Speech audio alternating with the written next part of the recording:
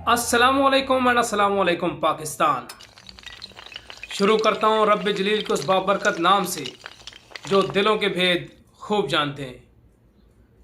आपको मलक मोहम्मद नवाज, मैं और आप आम पाकिस्तानी यूट्यूब चैनल पे खुश आमदीद कहता हूँ। जैसा कि आप सभी जानते हैं कि कश्मीर का इलेक्शन आने वाला है और 25 जुलाई को इंशाअल्लाह कश्मीर का मेला सजेगा। 25 जुलाई को इंशाअल्लाह कश्मीर का मेला सजेगा और तमाम पार्टियां अपनी अपनी जगह पे अपनी अपनी फतह का इंतज़ार कर रही होंगी। कश्मीर के इलेक्शन की मुहिम शुरू हो चुकी है और इस मुहिम के लिए तीनों पार्टियों के सरकर्दा रहनुमा, जिसमें मुस्लिम लीग नून जो डिफेंडिंग चैंपियन है, अपनी ट्रॉफी को डिफेंड करने के लिए उन्होंने अपने सबसे बेहतरीन क्राउड पुलर को कश्मीर में भेज दिया है, जिनका नाम है मरियम नवाज साहिबा। दूसरी जानब पीपल पार्टी के चेयरमैन जनाब बिलावल भुट्टो जरदारी साहब भी कश्मीर में मौजूद है और अपनी सियासी मुहिम का आगाज कर चुके हैं और बड़े धमाकेदार और बड़े धुआंधार तकरीरें करते करते अपोजिशन के ऊपर लफ्ज़ी गोलाबारी की बौछार कर दी है। जबकि पाकिस्तान मुस्लिम लीग नून जो कि डिफेंडिंग चैंपियन है कश्मीर में, उन्होंने अपने सबसे मजबूत उम्मीदवार और सबसे मजबूत लीडर जनाब मरियम नवाज शरीफ साहबा को वहाँ पे ओपनिंग करने के लिए भेजा है। और उनका ये ख्याल है कि मरियम नवाज शरीफ साहबा क्योंकि बहुत बड़ी क्राउड पुलर है और अवाम मरियम नवाज साहबा की जलसे में भी खिंची चली आएगी और वोटिंग के दिन इंशाल्लाह इंतखाबात के दिन बजाय इसके कि कोई बल्ले या तीर के ऊपर मोहर लगाने के लिए जाए, वो मुस्लिम लीग नून के बैलेट बॉक्स में आएगा और अपनी वोट वहाँ पे पोल करेगा।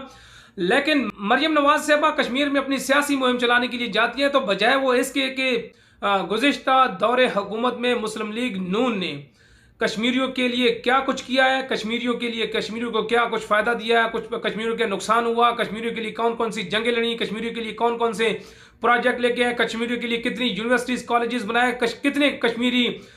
नौजवानों को जॉब्स दी, कितनी कश्मीरी नौजवानों को टेक्निकल एजुकेशन दी। ये सारी चीज़ें बताने की बजाय मरियम नवाज साहबा ने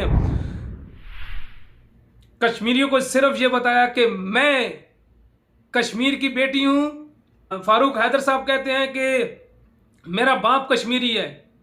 तो मैंने फारूक हैदर साहब को कहा कि नहीं, मेरी माँ भी कश्मीरी है और मेरा बाप भी कश्मीरी है।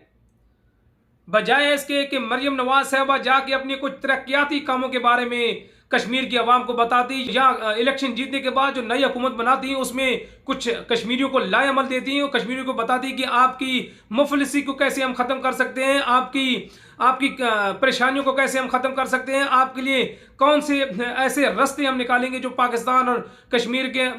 दरमियान आपका सफ़र कम हो सके, आपकी रोडें जो बहुत खस्ता हालत है हम उनको कैसे बेहतर बना सकते हैं। आने वाले दिनों के लिए, आने वाले दौर के लिए कोई लाए अमल देती का मरियम नवाज साहबा इमरान खान साहब के ऊपर तनकीद पे तनकीद करती रही। मरियम नवाज साहबा की तकरीर इमरान खान के लफ्ज़ से स्टार्ट हुई और इमरान खान के लफ्ज़ पे जाके ख़त्म हुई। लेकिन एक बात मरियम नवाज साहबा को भी समझ आ गई कि जहाँ पे भी इमरान खान के ख़िलाफ़ आप बात करेंगे, जहाँ पे इमरान खान के ख़िलाफ़ आप आवाज़ उठाएंगी, वहाँ की आवाम आपकी ही मुखालिफ हो जाएगी, चाहे वो आवाम आपके जलसे में क्यों ना आई हो। और इसका अमली सबूत मरियम नवाज शरीफ साहबा की मौजूदगी में जब वो एक वीडियो शूट कर रही थी तो वहाँ पे लोगों ने नारा लगाया IIPTI। दूसरी तरफ बिलावल भुट्टो जरदारी साहब जो कि इलेक्शन कंपेन के लिए कश्मीर में गए हैं, उनकी इलेक्शन कंपेन कदरे बेहतर, नून लीग से कदरे बेहतर है, लेकिन उन्होंने भी मुस्लिम लीग नून को आड़े हाथों लिया और अपनी आवाम को, अपने लोगों को, अपने जालों को ये बताते हुए सुनाई दिए कि आपने तीर के ऊपर मोहर लगानी है, बल्ले को भी भगाना है और बिल्ली को भी भगाना है। साथ साथ में बिलावल जरदारी साहब ने शहबाज शरीफ साहब के ऊपर भी तनकीद करते हुए उन्होंने कहा कि हम जेल में गए थे, शहबाज शरीफ से मिलने के लिए जेल में गए थे और हमारा ख्याल था कि शहबाज शरीफ के साथ जब हम जेल में मिलेंगे तो हम उन्हें एक नजरियाती बनाएंगे। हम जेल से जब वापस आए तो हम शहबाज शरीफ को नजरियाती बना के आए। लेकिन अफसोस की बात यह है कि न तो शहबाज शरीफ नजरियाती बने और न ही उनका इस कठपुतली हुकूमत को घर भेजने का कोई ख्याल है। वो कहते हैं कि वो वजीर आजम बनने के लिए अब पांव पकड़ने तक आ चुके हैं, जबकि राना सनाउल्लाह ने कहा कि इलेक्शन का दौर है। लोगों सुन के राना सनाउल्लाह कहते हैं कि इन्हें इलेक्शन का दौर है, इलेक्शन में जब हम एक दूसरे के ऊपर इल्ज़ाम नहीं लगाएंगे तो इलेक्शन कैसे जीतेंगे भाई। तो इसका मतलब है कि अवाम, पाकिस्तानी अवाम को आज से 70 साल बेवकूफ़ बनाते रहे ये दोनों भाई,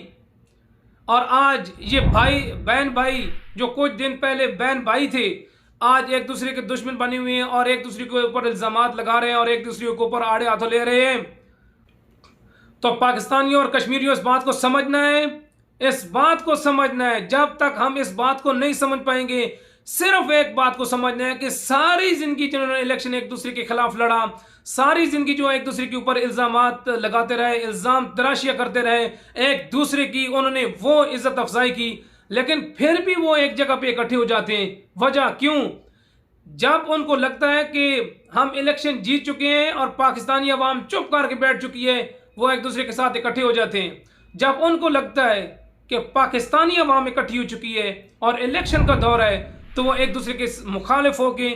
गरीब पाकिस्तानी और कश्मीरी अवाम को बेवकूफ़ बनाते हैं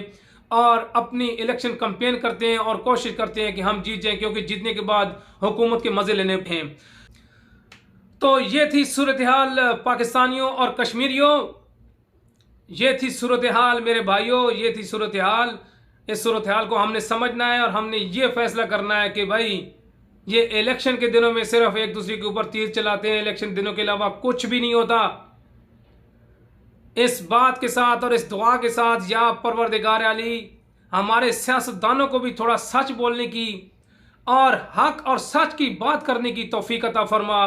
और उनको इतना ईमानदार बना दे कि जो उनके पास बजट है वो सारा, अगर नहीं तो कम से कम 2-3% भी पाकिस्तानी अवाम के ऊपर खर्च करेंगे तो यकीनन पाकिस्तान के ये हालात नहीं होंगे जो आजकल हैं। अब तक के लिए इतना ही, इजाज़त दीजिए, अल्लाह हाफिज़।